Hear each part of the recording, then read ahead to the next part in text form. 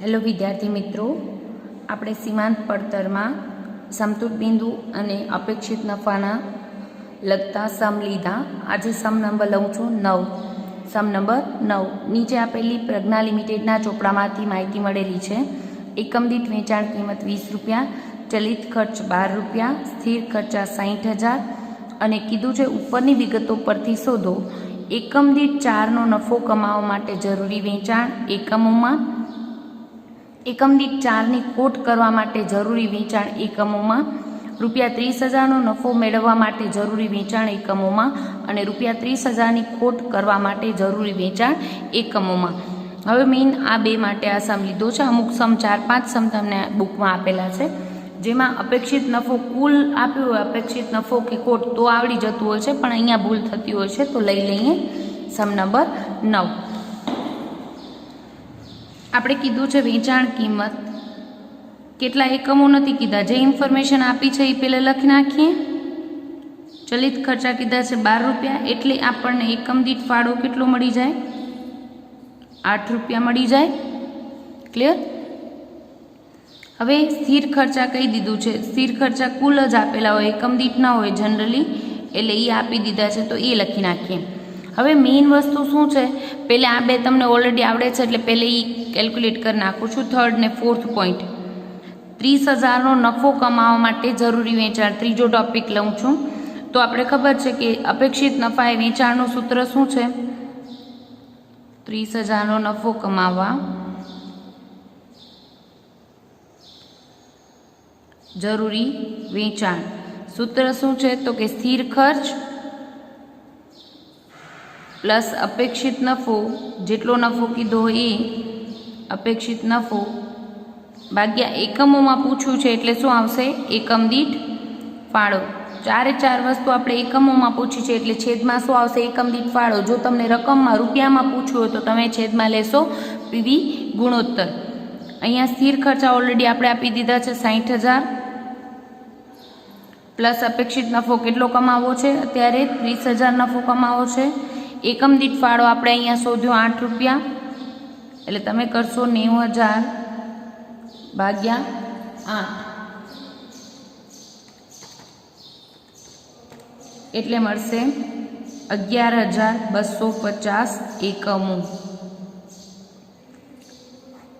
Clear? Same way 30,000ની ખોટ કમાવા માટે કેટલું વેચાણ કરવું જરૂરી છે એ પહેલે શોધી લઈએ. 30,000ની ખોટ માટે જરૂરી વેચાણ, તો કે સૂત્ર એ જ છે સ્થિર ખર્ચા માઇનસ અપેક્ષિત ખોટ. ખોટ હોય એટલે સ્થિર ખર્ચમાંથી માઇનસ કરશું, નફો હોય તો પ્લસ અપેક્ષિત નફો. અહીંયા છેદમાં લેશું એકમ દીઠ ફાળો. સૂત્રમાં ફક્ત એટલો જ ચેન્જ, અહીંયા આપણે સ્થિર ખર્ચ પ્લસ અપેક્ષિત નફો લઈએ છીએ, જગ્યાએ માઇનસ અપેક્ષિત ખોટ ડિવાઇડેડ બાય એકમ દીઠ ફાળો. બરાબર? સ્થિર ખર્ચા છે આપણા 60,000 માઇનસ 30,000ની ખોટ કરવી છે, એટલે માઇનસ 30,000, એકમ દીઠ ફાળો 8, એટલે આવશે અહીંયા 30,000 ભાગ્યા 8,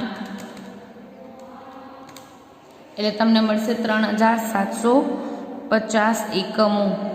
જવાબ એકમોમાં જ આવશે, કારણ કે ભાગાકારમાં એકમ દીઠ ફાળો લીધો છે. જો તમે પીવી ગુણોત્તર લીધો અહીંયા ભાગાકારમાં, તો જવાબ તમારો કેટલા રૂપિયાનું વેચાણ કરવું પડે એ આવશે. બરાબર? હવે આટલું તો આપણે લાસ્ટ લેક્ચરમાં શીખી પણ ગયા હતા. હવે મેઇન ટોપિક આ સમ લેવાનો મેઇન ટોપિક આ હતા બને કે એકમ દીઠ આટલો નફો કમાવો છે એમ કીધું હોય તો કઈ રીતે કરવું. તો આપણે શું કીધું છે? એકમ દીઠ 4નો નફો કમાવવા માટે કેટલું વેચાણ કરવું પડશે. તો આપણી પાસે આટલું તો લખેલું છે. આપણી અત્યારની સિચ્યુએશન શું છે? હું અહીંયા લખું છું, વેચાણ કિંમત 20 છે, એમાંથી ચલિત ખર્ચા માઇનસ કર્યા છે ઓલરેડી 12 રૂપિયા, તો આપણો ફાળો ઓલરેડી 8 રૂપિયા આવે છે. હવે સિચ્યુએશન એમ છે કે 4નો નફો કમાવવો હોય, એક એકમ દીઠ 4 રૂપિયા કમાવવા હોય તો કેટલું વેચાણ કરવું પડે.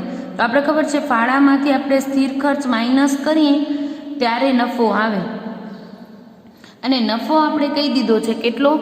એક એકમ દીઠ 4 રૂપિયા કમાવવો છે, તો એનો મતલબ શું થાય? ફાળો 8 રૂપિયા હોય, એમાંથી 4 રૂપિયા નફો બચવો જોઈએ, તો સ્થિર ખર્ચા એક એકમના કેટલા આવે? 4 રૂપિયા એક એકમના સ્થિર ખર્ચા હોય તો આપણે એકમ દીઠ 4 રૂપિયા નફો મેળવી શકીએ, બરાબર ને? આપણે એમ કહીએ ને ફાળામાંથી સ્થિર ખર્ચ માઇનસ કરીએ તો નફો મળે. અહીંયા ફાળો માઇનસ નફો કરીએ તો આપણે શું મળી જાય? સ્થિર ખર્ચા મળી જાય. ક્લિયર? એટલે એક એકમના સ્થિર ખર્ચા તો કેટલા થવા જોઈએ? 4 રૂપિયા થવા જોઈએ. ને આપણે ખબર છે સ્થિર ખર્ચ આપણે આપી દીધો છે, કુલ સ્થિર ખર્ચ કેટલો આપી દીધો છે? 60,000 ઓલરેડી સમમાં આપી દીધો છે. તો એક એકમનો કેટલો? એક એકમનો 4 રૂપિયા અને કુલ આપી દીધો છે, તો એકમો કેટલા? આપણે જનરલી શું કરતા હોઈએ છે? કુલ આપી દીધું હોય ભાગ્યા એકમ દીઠ કરીએ એટલે આપણે એકમો મળી જાય. ક્લિયર? તો આપણે એમ કહીએ કુલ 60,000 છે, એમાં એક એકમના કેટલા આવવા જોઈએ? 4 રૂપિયા સ્થિર ખર્ચ આવવો જોઈએ એક એકમનો. તો કેટલા એકમોનું વેચાણ કરવું પડે? તો કેટલા મળે આપણે? 15,000 એકમો. ખાસ લખજો એકમો, અહીંયા રૂપિયામાં નથી વેચાણ. 15,000 એકમો વેચાણ કરશું તો જેટલો નફો આવશે એમાં એક એકમ દીઠ 4 રૂપિયા નફો આવશે, બરાબર? એટલે કે કુલ 15 ચોખ્ખું 60,000 કુલ નફો આવશે. કરવું હોય તો આપણે શું કરી લેવાનું? ગુણ્યા 15,000 કરીને આ જ ફોર્મેટમાં મૂકી જવું, એટલે એક એકમનો 4 રૂપિયા નફો આવતો હશે. ક્લિયર છે એટલું? મેઇન વસ્તુ શું હતું? આ ફોર્મ્યુલા નથી કોઈ, કુલ સ્થિર ખર્ચ ભાગ્યા એકમ દીઠ સ્થિર ખર્ચ મળી ગયા એટલે એકમો આપણે મળી જાય. આપણે જેમ કરતા હોઈએ છીએ દર વખતે એકમો ગુણ્યા એકમ દીઠ રકમ કોઈ પણ, એ પછી કોઈ પણ ખર્ચ હોય, માલ સામાનનો હોય, મજૂરીનો હોય કે કોઈ પણ ખર્ચ, એકમો ગુણ્યા એકમ દીઠ કરીએ એટલે કુલ મળે. તો આપણે અહીંયા કુલ ખર્ચ ખબર હતી કેટલી? સ્થિર ખર્ચ 60,000 છે, ભાગ્યા એકમ દીઠ સ્થિર ખર્ચ કેટલા થવા જોઈએ? 4. શું કામ? તો કે આપણે ફાળો 8 છે અને નફો એમાંથી 4 કમાવવો છે, તો 4 રૂપિયા એકમ દીઠ સ્થિર ખર્ચ થવા જોઈએ. તો આપણે એકમ દીઠ મળી ગયું, તો કેટલા એકમો ઉત્પાદન કરશું, ઉત્પાદન અને વેચાણ કરશું એ ખ્યાલ આવી જાય. આ ખ્યાલ આવી ગયો તો સેકન્ડ પણ ખબર પડી જશે. શું છે? એકમ દીઠ 4ની ખોટ કરવી હોય, એકમ દીઠ 4ની ખોટ માટે, 4 રૂપિયાની ખોટ માટે જરૂરી વેચાણ. તો સેમ ફોર્મેટ, વેચાણ કિંમત કેટલી છે? 20. એમાંથી ચલિત ખર્ચ 12 માઇનસ કરીએ એટલે 8 રૂપિયા ફાળો. આ તો ઓલરેડી સિચ્યુએશન છે જ. હવે એને એમ કીધું એક એકમ દીઠ મને 4 રૂપિયા ખોટ કરવી છે. 4 રૂપિયા ખોટ કરવી હોય તો તમને ખબર છે કે ખોટ દેટ મીન્સ માઇનસ 4 રૂપિયા બચવા જોઈએ. અહીંયા તો સ્થિર ખર્ચ કેટલા થવા જોઈએ? એક એકમના 8 રૂપિયા ફાળો બચ્યો છે એટલે ફાળા કરતાં સ્થિર ખર્ચા વધી જશે તો ખોટમાં જશું, બરાબર ને? ફાળા કરતાં સ્થિર ખર્ચા વધી જશે તો આપણે ખોટમાં જશું. એટલે એવું હોય તો આપણે આમ કરી નાખીએ કે ફાળો માઇનસ ખોટ કરીએ, 8 માઇનસ -4 એટલે તમને મળશે 8 + 4 12 રૂપિયા. ક્લિયર? એટલે 12 રૂપિયા સ્થિર ખર્ચ હોય. ફાળા કરતાં સ્થિર ખર્ચ ઓછા હોય તો નફો બચે, ફાળા કરતાં અહીંયા સ્થિર ખર્ચ વધુ છે 4 રૂપિયા એટલે ખોટ આવી છે. ક્લિયર? ઘણાને એમ ડાયરેક્ટ ન ખબર પડે તો તમે આમ જ કરશો, ફાળો માઇનસ ખોટ એટલે 8 માઇનસ બ્રેકેટમાં -4 એટલે માઇનસ માઇનસ પ્લસ થઈ જાય એટલે 8 + 4 એટલે કેટલા આવ્યા? 12 રૂપિયા. હવે આ 12 રૂપિયા શું મળ્યું આપણે? એકમ દીઠ સ્થિર ખર્ચ ઓલરેડી મળી ગયો ને કુલ આપણે ખબર છે કેટલા છે? કુલ 60,000 છે. કુલ સ્થિર ખર્ચ ભાગ્યા એકમ દીઠ સ્થિર ખર્ચ એટલે તમને મળી જાય એકમો. કેટલા મળ્યા? 5,000 એકમોનું વેચાણ કરશો તો તમને શું થશે? એક એકમ દીઠ 4 રૂપિયા ખોટ જશે, બરાબર? હવે આ કોઈ સૂત્ર નથી છતાંય લખવું હોય, ઘણાને યાદ રાખવું પડે એમ હોય તો તમે લખશો કે આવી એકમ દીઠ ખોટ આપ્યો. જ્યારે કાલ સુધી આપણે આવા કર્યા હતા ને મોસ્ટ ઓફ આવા જ પૂછાશે કે કુલ 30,000નો નફો કરવો હોય ત્યારે કેટલું વેચાણ, 20,000 કે 30,000ની ખોટ કરવી હોય ત્યારે જરૂરી વેચાણ કેટલું. દર વખતે આવા જ પૂછાતા હોય, પણ એકમ દીઠ પૂછાય તો ભૂલ થતી હોય, તો એના માટે સૂત્ર કોઈ છે નહીં, પણ છતાં લખવું હોય તો લખી લો. કુલ સ્થિર ખર્ચ ભાગ્યા એકમ દીઠ સ્થિર ખર્ચ એટલે શું મળી ગયા? એકમો જે હમણાં આપણે એપ્લાય કર્યું છે એ આ વસ્તુ આપણે કેલ્ક્યુલેટ કરી છે. એ કઈ રીતે કરી છે? કુલ સ્થિર ખર્ચ 60,000 છે ભાગ્યા 1 એકમનો સ્થિર ખર્ચ આપણે મળી ગયો ફોર્મેટમાં મૂકવાથી, તો આપણે એકમો મળી જાય. ક્લિયર? આવો જ સમ નંબર 18 છે જે તમને આજે હોમવર્કમાં આપીશ. સેમ આવો જ સેમ મેથડના આપણે સમ હોમવર્કમાં કરીશું. હવે લઉં છું સમ નંબર 19 બ. 19 બમાં અંશ લિમિટેડનું સંચાલકીય પત્રક જાન્યુઆરી 2012 માટેનું નીચેનું પરિણામ બતાવે છે. ચોખ્ખું વેચાણ 1 લાખ, વેચેલ માલની પડતર 60,000 એટલે 40,000 કાચો નફો બચ્યો. એમાં વિતરણ ખર્ચા અને વહીવટી ખર્ચા ટોટલ 30,000 બાદ કર્યા એટલે તમને 10,000 ચોખ્ખો નફો બચ્યો છે. મેં તમને ગઈકાલે પણ કીધું હતું કે આ પડતરના પત્રકને રિલેટેડ એટલે કે કાચો નફો અને ચોખ્ખો નફો શોધી આવ્યા એટલે વેપાર નફા નુકસાન ખાતા જેવી માહિતી આપી હોય તો પણ તમારે શું કરવું છે? સીમાંત પડતરનું જે આપણું ફોર્મેટ છે એમાં પહેલે મૂકી દેવાનું. બરાબર? હવે આમાં વેચેલ માલની પડતરમાં માલ સામાન મજૂરી કે પ્રત્યક્ષ ખર્ચ હશે, વિતરણ ખર્ચ અને વહીવટી ખર્ચમાં અમુક સ્થિર હશે અને અમુક ચલિત હશે. તો એ કેટલા છે એ તમને સમમાં ઓલરેડી ઇન્ફોર્મેશન આપી દીધી છે. વિવિધ પડતરનું સ્થિર અને ચલિત ખર્ચમાં વિભાજન નીચે પ્રમાણે છે. વેચેલ માલની પડતરમાં જે 60,000 તમને અહીંયા આપી હતી એમાંથી 20,000 સ્થિર ખર્ચા છે અને 40,000 ચલિત ખર્ચા છે. વિતરણ ખર્ચા ટોટલ 20,000 આપ્યા હતા ત્યાં, એમાં 15,000 સ્થિર ખર્ચા છે અને 5,000 ચલિત ખર્ચા છે. અને વહીવટી ખર્ચા બધા જે 10,000 તમને અહીંયા આપેલા હતા એ બધા શું છે? સ્થિર ખર્ચ છે. ઉપરની માહિતી પરથી નક્કી કરો જાન્યુઆરી 2012 માટેનું સમતૂટ બિંદુ. બીજું કીધું છે જો ચલિત ખર્ચા વેચાણના 50% થાય તો નફા પર શું અસર થાય. અને ત્રીજું કીધું છે જો વેચાણમાં 10%નો વધારો થાય તો નફા ઉપર શું અસર થાય. આ થર્ડ ટોપિક મેઇન છે એના માટે આ સમ લીધો છે. ક્લિયર? બાકી સમતૂટ બિંદુ અને અપેક્ષિત નફાએ વેચાણ તમને હવે આવડતું હોવું જોઈએ. બધા પ્રેક્ટિસ સમ કર્યા લાસ્ટ લેક્ચર્સના આધારે. બરાબર? લઈ લઈએ. મેં તમને હમણાં જ કીધું એમ કોઈ પણ રીતની ઇન્ફોર્મેશન આપી હોય આપણે શું કરવાનું? 19B આપણે સીમાંત પડતરનું આપણું ફોર્મેટ છે એમાં મૂકી દઈએ. તો કે વેચાણ આપ્યું છે તમને 1 લાખ રૂપિયા માઇનસ ચલિત ખર્ચ એટલે તમને મળે ફાળો. બરાબર? માઇનસ કરશો સ્થિર ખર્ચ એટલે આપણે મળશે નફો. બરાબર? તમને હવે ઇન્ફોર્મેશન શું આપેલી હતી એ જોઈ લઈએ.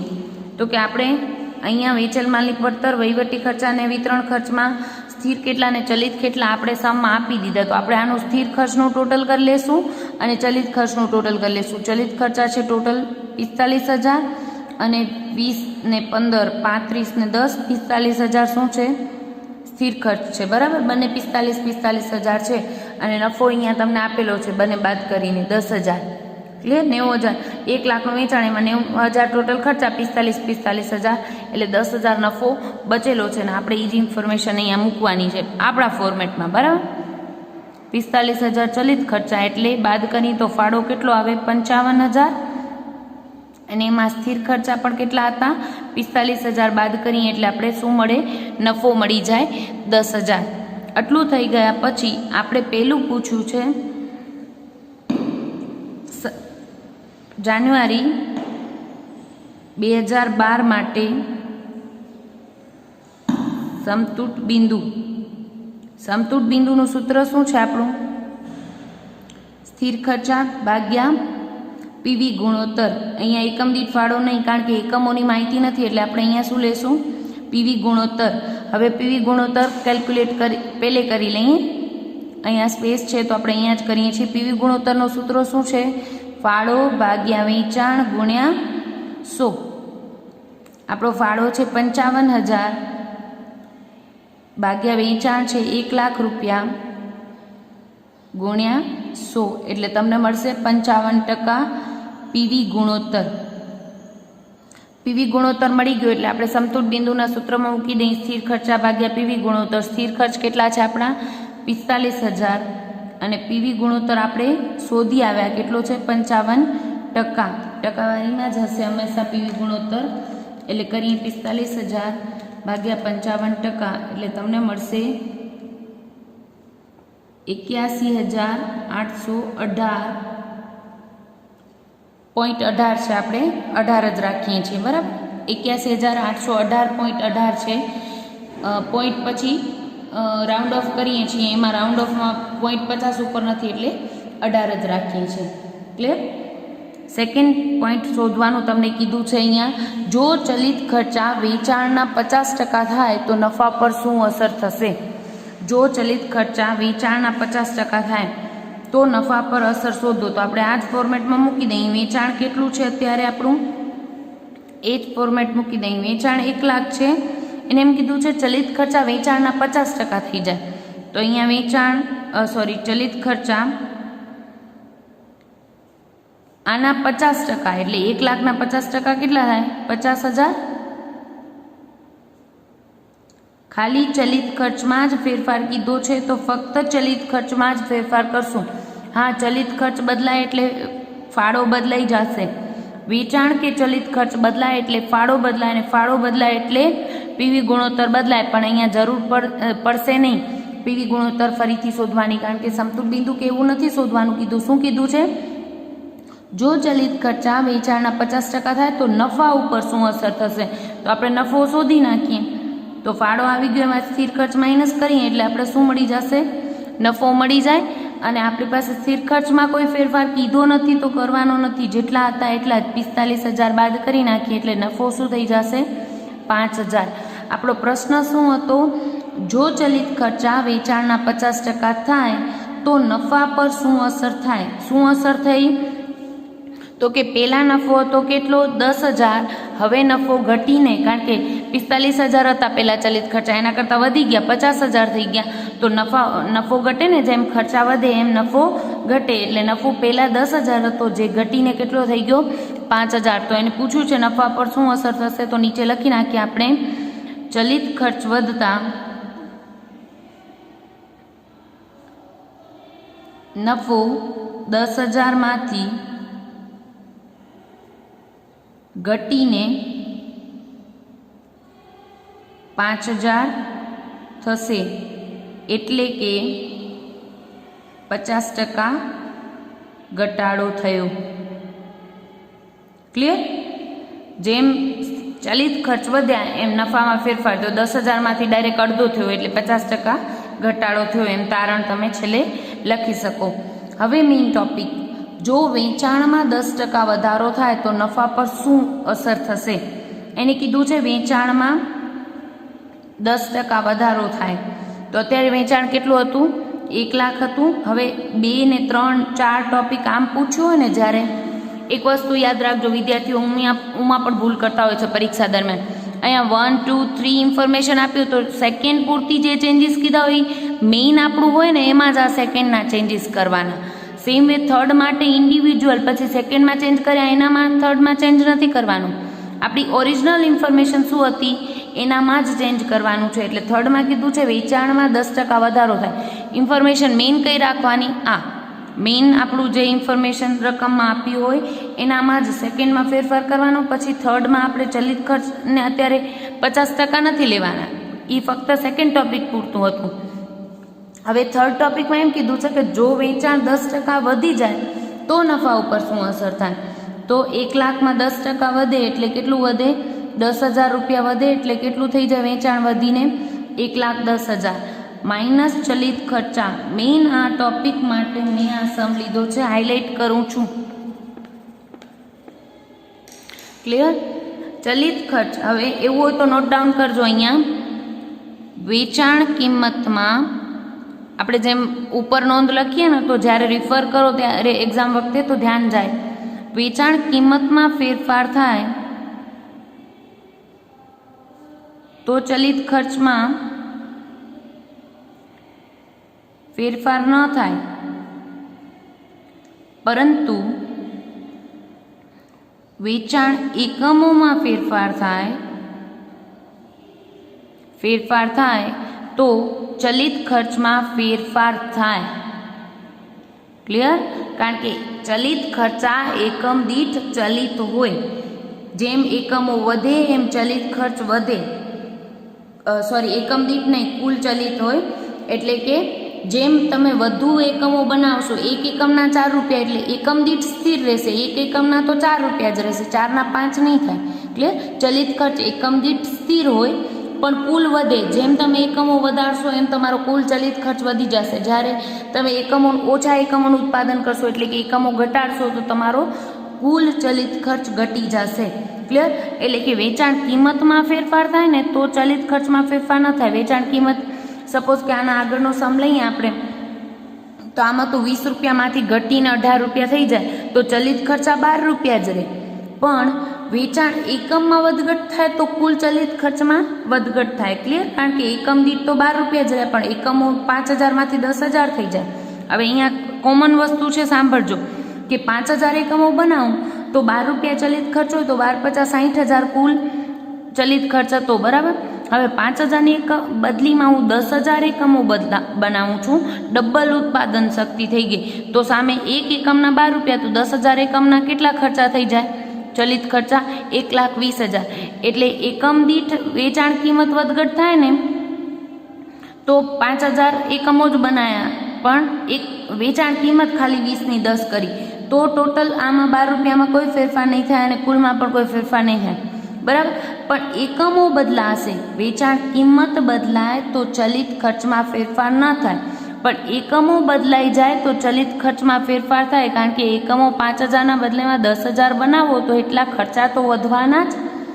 એટલે અહીંયા તમને નોંધ લખાવી છે, એ ખાસ તમારી બુકમાં પણ લખી લેશો. વેચાણ કિંમતમાં ફેરફાર થાય તો ચલિત ખર્ચમાં ફેરફાર ન થાય, પરંતુ વેચાણ એકમોમાં ફેરફાર થાય તો ચલિત ખર્ચ બદલાઈ જાય. ક્લિયર?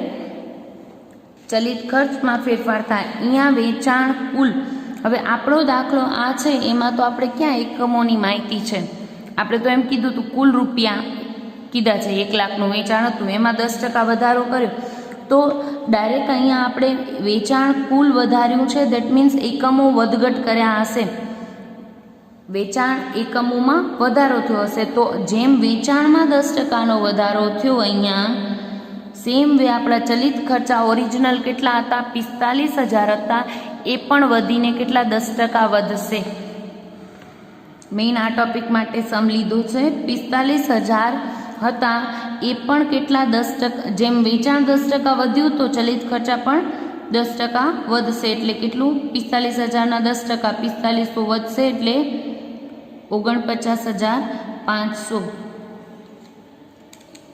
1,10,000 માઇનસ 49500 કરશો એટલે તમને મળશે 60,500. શું મળશે? ફાળો. માઇનસ કરશું આપણે સ્થિર ખર્ચા. સ્થિર ખર્ચા કુલ સ્થિર જ રહે. કેટલા છે અત્યારે? 45000 કરી દઈએ બાદ એટલે આપણે મળી જશે નફો કે નુકસાન. અહીંયા 15,500 શું આવે છે? નફો. ક્લિયર? મેઇન ટોપિક શું હતો? વેચાણ કુલ બદલાયું, દેટ મીન્સ એકમો વધ્યા હશે તો વેચાણ એકમોમાં ફેરફાર થાય તો ચલિત ખર્ચમાં પણ ફેરફાર થાય. ક્લિયર? નફો મળ્યો છે તમને 15,500. એમને પ્રશ્ન હતો આપણો થર્ડ ટોપિક, જો વેચાણ 10% વધારો થાય તો નફા ઉપર શું અસર થાય? તો આપણે શું કહી શકીએ? નફો કેટલો હતો? પહેલાં 10,000 હતો, હવે વધીને કેટલો થઈ ગયો? 15,500 થઈ ગયો. વેચાણ એટલે તારણ લખી નાખશું, વેચાણ 10% વધે તો નફો 10,000થી વધીને 15,500 થશે. એટલે કે 5,500 વધશે. ટકાવારીમાં કરવું હોય તો તમારે કરી લેવાનું 10,000 એ 5,500નો વધારો તો 100 એ કેટલા? બરાબર? 5,500 ગુણ્યા 100 ભાગ્યા 10,000 તો તમને ટકાવારીમાં મળી જશે 55%નો વધારો. આ ટકાવારી લખો તો ભલે, અધરવાઇઝ આમ તારણ લખશો તો ચાલે. વેચાણ 10% વધશે તો નફો 10,000થી વધીને 15,500 થશે. એટલે કે 5,500 રૂપિયાનો નફો વધશે. ક્લિયર? હજી એક સમ લઈએ છીએ, સમ નંબર 29. સાવ સેલો. 2 અઘરા ટોપિક લીધા પછી એક સેલો સમ લઈ લઈએ. ચેપ્ટર અઘરું છે એવું ન લાગે. ક્લિયર? અને આમ સહેલું છે આ સમ, પણ પરીક્ષામાં આવા પૂછાતા હોય છે એટલે લઈ લઉં છું વેચાણ. ઓકે, પેલે રકમ વાંચી લઈએ. 29મો, નીચે આપેલી માહિતી પરથી ઉત્પાદન એકમો 7,50,000, સ્થિર ખર્ચા 11,25,000, એકમ દીઠ ચલિત ખર્ચા 3 રૂપિયા આપ્યા છે, એકમ દીઠ વેચાણ કિંમત 60.50. તમારે નક્કી કરવાનું છે સમતૂટ બિંદુ એકમોમાં અને રૂપિયામાં, નફા જથ્થા ગુણોત્તર એટલે કે પીવી ગુણોત્તર, 9 લાખનો નફો પ્રાપ્ત કરવા અંગે વેચાણ એટલે અપેક્ષિત નફા એ વેચાણ પૂછ્યું છે રૂપિયામાં અને એકમોમાં, સમતૂટ બિંદુ પણ રૂપિયા અને એકમોમાં પૂછ્યું અને અપેક્ષિત નફા એ વેચાણ પણ રૂપિયા અને એકમોમાં પૂછ્યું. દેટ મીન્સ આપણે એકમ દીઠ ફાળો પણ જોઈશે અને પીવી ગુણોત્તર પણ જોઈશે, એટલે આપણે પીવી ગુણોત્તર પહેલે શોધી લેશું.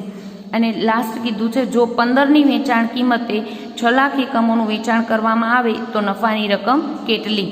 ક્લિયર? લઈ લઈએ. એકદમ ઇઝી સમ છે. વેચાણ કીધું છે, ઉત્પાદનના એકમો છે 7,50,000, એકમ દીઠ વેચાણ કિંમત તમને આપી છે 7.50 રૂપિયા, બરાબર, માઇનસ ચલિત ખર્ચા. ચલિત ખર્ચા કીધા છે એકમ દીઠ 3 રૂપિયા. કુલ એકમો કેટલા છે? 7,50,000 ગુણ્યા 3 કરશું એટલે ચલિત ખર્ચ આવશે, બાદ કરશું એટલે ફાળો આવશે, અને સ્થિર ખર્ચા તમને આપેલા છે સમમાં 11,25,000 એટલે તમને 11,25,000 એટલે તમને મળી જશે નફો કે નુકસાન. કરીએ 7,50,000 ગુણ્યા 7.5 એટલે તમને મળશે 56,25,000. 7,50,000 ગુણ્યા 3 કરશું એટલે તમને ચલિત ખર્ચા મળશે 22,50,000. 56,25,000 માંથી માઇનસ કરી દેશો એટલે તમને મળશે 73,75,000.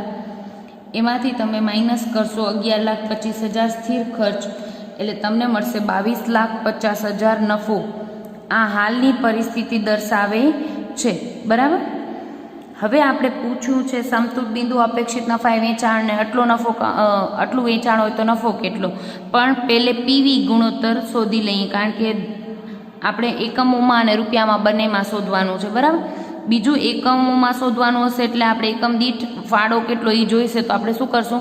7.50 વેચાણ કિંમત માઇનસ 3 રૂપિયા ચલિત ખર્ચ એટલે તમને ફાળો મળ્યો છે એકમ દીઠ 4 રૂપિયા લેખે, બરાબર. પીવી ગુણોત્તરનું સૂત્ર શું છે? ફાળો ભાગ્યા વેચાણ ગુણ્યા 100. ફાળો છે આપણો એકમ દીઠ લેશો તો તમે આમ કરી શકશો 4 ભાગ્યા 7.5 ગુણ્યા 100 એમ કરો તોય ભલે, ને કુલમાં લ્યો 33,75,000 ગુણ્યા ભાગ્યા 56,25,000 ગુણ્યા 100 તો બી ચાલે. પણ આપણે રકમમાં એકમ દીઠની માહિતી છે તો આપણે નાનું બને એટલે આપણે શું કરશું? ફાળો 4 રૂપિયા ભાગ્યા વેચાણ 7.50 રૂપિયા ગુણ્યા 100 એટલે તમને મળશે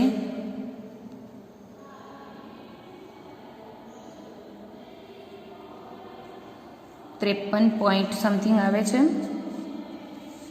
ઓકે, 4.50 છે. જનરલી પીવી ગુણોત્તર જનરલી પોઈન્ટમાં ન આવતો હોય, જોઈ લઈએ. 7.50 માઇનસ 3 એટલે 4.50 છે, બરાબર. ફાળો છે આપણો 4.50, સોરી માય મિસ્ટેક, 4.50 ગુણ્યા 100 ભાગ્યા 7.50 એટલે તમને મળશે 60%. જનરલી તમને રાઉન્ડ ઓફ જ આવતો હશે પીવી ગુણોત્તર, બરાબર, 60%. પછી શોધીએ આપણે સમતૂટ બિંદુ. એકદમ ઇઝી સમ લીધો છે. સમતૂટ બિંદુનું સૂત્ર શું છે?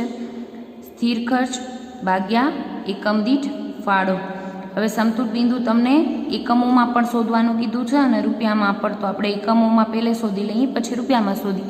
સ્થિર ખર્ચ આપણો છે 11,25,000 ભાગ્યા એકમ દીઠ ફાળો કેટલો છે? 4.50 એટલે તમને મળશે 11,25,000 ભાગ્યા 4.50 એટલે તમને મળશે 2,50,000 એકમો. ક્લિયર? ભાગ્યા એકમ દીઠ ફાળો કર્યો હશે તો તમારો જવાબ શેમાં આવશે? એકમોમાં. આટલા એકમો 2,50,000 એકમો બનાવશો ત્યાં સુધી તમને નફો પણ નહીં થાય અને નુકસાન પણ નહીં થાય. એટલે આ મેં તમને ટ્રીક શીખવાડી જ છે, છતાં રિપીટ કરી લઉં. 7,50,000 એકમો બનાવો છો ત્યારે તમને નફો થાય છે તો કમ્પલસરી નફોય નહીં નુકસાને નહીં, તો આના કરતાં તો ઓછા એકમો વેચવા પડે. ક્લિયર? 7,50,000 તો ઓછો જ આન્સર આવે, એ ખ્યાલ આવી જાય. અને ટેલી કરવું હોય તો કેમ કરવાનું છે? 2,50,000 અહીંયા મૂકી દઈએ. એકમો 7,50,000 જગ્યાએ શું કરશું?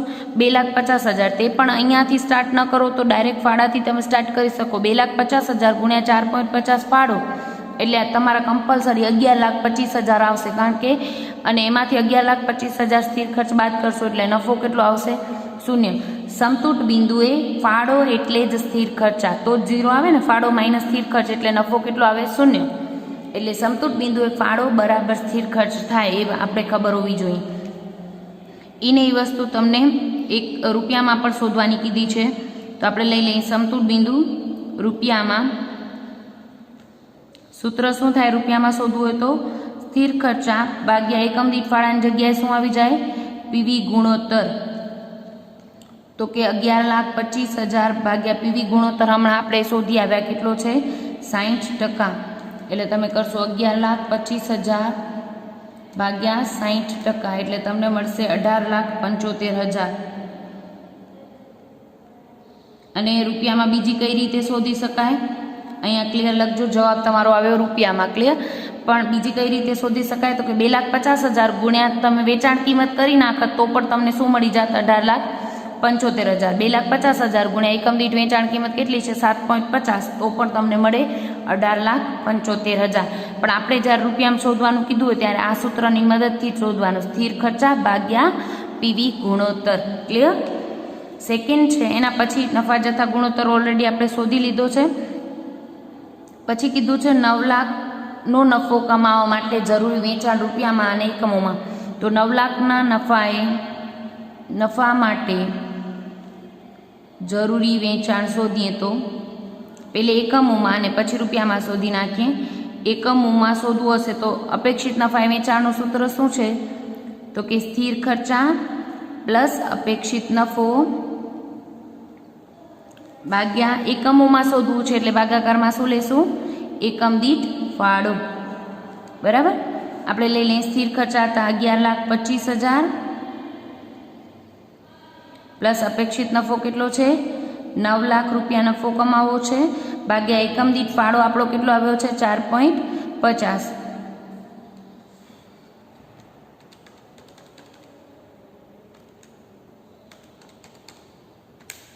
આન્સર મળશે તમને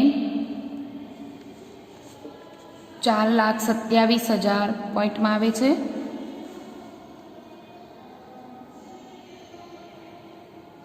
બે જ મિનિટ. 11 ઓકે 11 અને 20 લાખ, મેં 19 લાખ લીધા. 20,25,000 ભાગ્યા 4.50 કરીએ એટલે આપણે મળી જશે 4,50,000 એકમો. 4,50,000 એકમો વેચશો તમે તો તમને શું મળશે? 2 જ મિનિટ. ઓકે 9 લાખનો નફો કમાવા માટે જરૂર વેચાણ 4,50,000 રૂપિયા પણ મળી જશે. હવે આપણે એ તો ખબર પડી કે 2,50,000 તો સમતૂટ બિંદુ આવે એટલે 2,50,000નું વેચાણ કરશું તો નફો નહીં થાય, નુકસાન નહીં થાય. તો 9 લાખનો નફો કમાવવો હશે તો કમ્પલસરી એનાથી વધુ જ વેચાણ કરવું પડશે. ક્લિયર? અને આપણી મેઇન પરિસ્થિતિ છે ને એમાં 22,50,000નો નફો છે, ત્યારે આપણે 7,50,000નું વેચાણ કરીએ છીએ. 7,50,000 એકમો વેચીએ તો નફો કેવડો આવે છે? 22,50,000. અને અહીંયા ટેલી કરાવડાવું છું. 2,50,000 એકમોએ નફો નહીં થાય, નુકસાન નહીં થાય. 7,50,000 એકમોએ તો તમને નફો કેટલો હમણાં પહેલે જ શોધ્યો છે આપણે 22,50,000. તો અત્યારે આપણે નફો 9 લાખ કમાવો તો કમ્પલસરી આ બે વચ્ચેનો આન્સર આવે તો આપણે ખબર જ હતી. અને આન્સર આવ્યો છે આપણે 4,50,000 એકમો વેચશું તો આપણો નફો કેટલો થશે? 9 લાખ. આ આપણે શોધ્યું એકમોમાં. હવે રૂપિયામાં શોધવું હોય તો સૂત્રમાં શું ફેરફાર છે? સ્થિર ખર્ચા પ્લસ અપેક્ષિત નફો. સૂત્ર ઉપર એમ જ રહેશે, અપેક્ષિત નફો ભાગ્યા રૂપિયામાં શોધવું છે એટલે શું આવી જશે? પીવી ગુણોત્તર. સ્થિર ખર્ચા છે 11,25,000 પ્લસ નફો કરવો છે આપણે 9 લાખ. પીવી ગુણોત્તર છે આપણો 60 લાખ. 20,25,000 ભાગ્યા 60% કરશો એટલે તમને મળશે 33,75,000. અને આમ ન કરવું હોય તો તમે શું કરો, 4,50,000 ગુણ્યા 7.5 આપણી વેચાણ કિંમત, આટલા એકમો વેચવા જરૂરી છે તો 4,50,000 એકમો વેચીએ 7.50ની વેચાણ કિંમતના, તો પણ નફો કેટલો, તો પણ રૂપિયામાં મળી જાય તમને કેટલું, 33,75,000. ક્લિયર? મેઇન વસ્તુ. અને લાસ્ટ પૂછ્યું છે જો તમને, જો 15ની વેચાણ કિંમતે 6 લાખ એકમોનું વેચાણ કરવામાં આવે તો નફાની રકમ કેટલી? બસ અહીંયા મૂકી દઈએ. 6 લાખ એકમો વેચીએ છીએ 15ની કિંમતના, તો વેચાણ તમને મળે 6 લાખ ગુણ્યા 15,